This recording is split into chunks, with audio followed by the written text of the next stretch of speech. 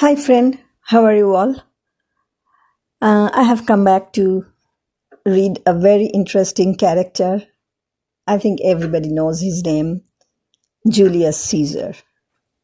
He's such a character that I think it doesn't need any introduction, especially the assassination of Julius Caesar and the bodyguard paradox and how it cost him his life. So in 44 BCE, Julius Caesar faced a dilemma, a very common dilemma even for today's politicians also, or many important political figures that keep his bodyguard and draw hostility or disband them while risking assassination. So Julius Caesar has always just amazed at us, the character with all his dilemma.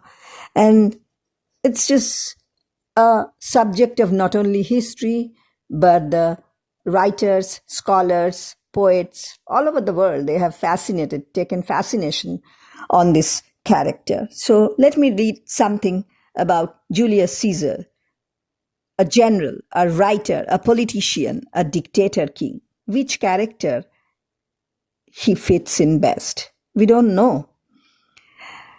So, like somebody told that Caesar could no longer endure a superior, nor Pompey an equal. So a Roman poet, Lucan, he just told about this on the cause of the Roman Civil War.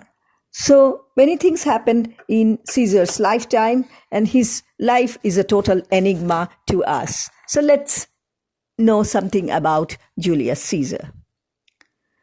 Driven by ambition and the thirst for power, Julius Caesar became a great and controversial leader of the Roman Republic.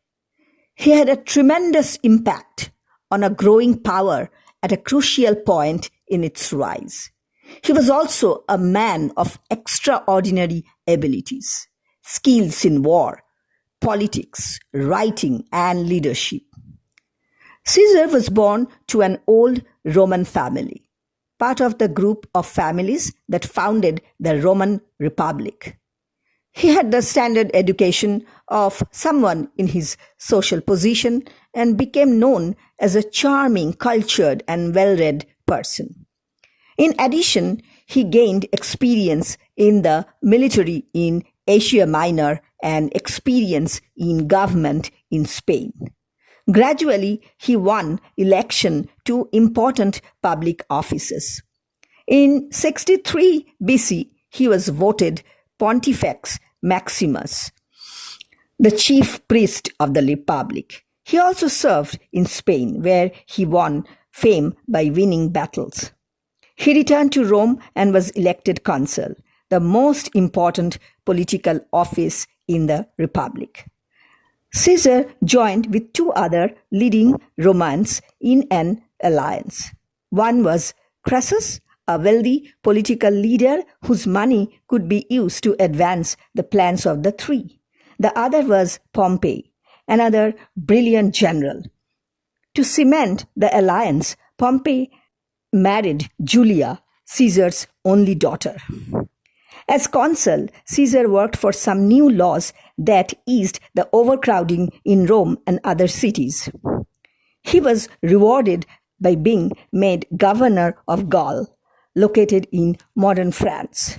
He took command of the Roman armies there, determined to extend Roman control of the area.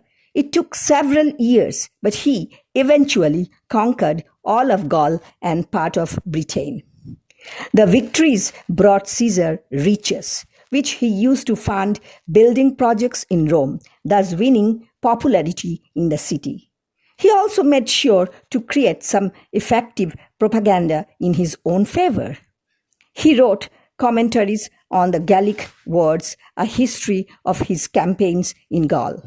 Throughout the book, he referred to himself as Caesar and not as I. This made the history seem objective. He also made sure that Caesar got credit for all victories. The situation in Rome, however, had changed. Julia had died, which removed one link between Pompey and Caesar. Crassus has died as well. The two generals now became bitter rivals for power.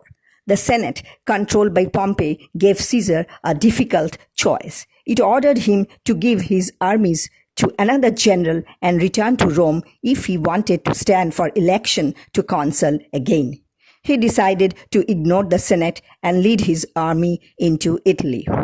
Years of civil war followed. Pompey was backed by many major political leaders. Caesar, however, had another resource, an experienced, tough army.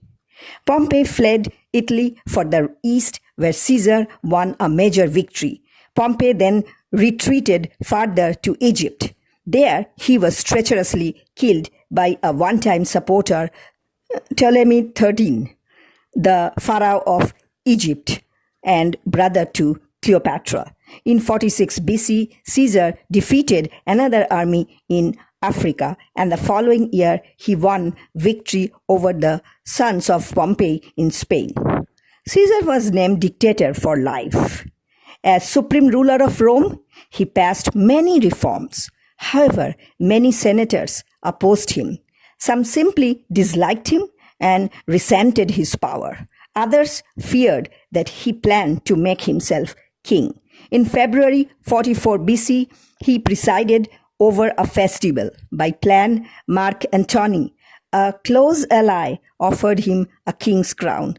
The watching crowd stirred restlessly. When Caesar refused it, they cheered. Antony again offered it. Caesar again refused it, and the crowd cheered. Still, Caesar moved behind the scenes to try to have himself made king. He also prepared to lead an army east for more conquests. On his last day in Rome, 1 month after the festival, his planning came to an end. As he entered the Senate, a group of senators fell on him. They stabbed him 23 times. He died, ironically, at the foot of a statue of Pompey.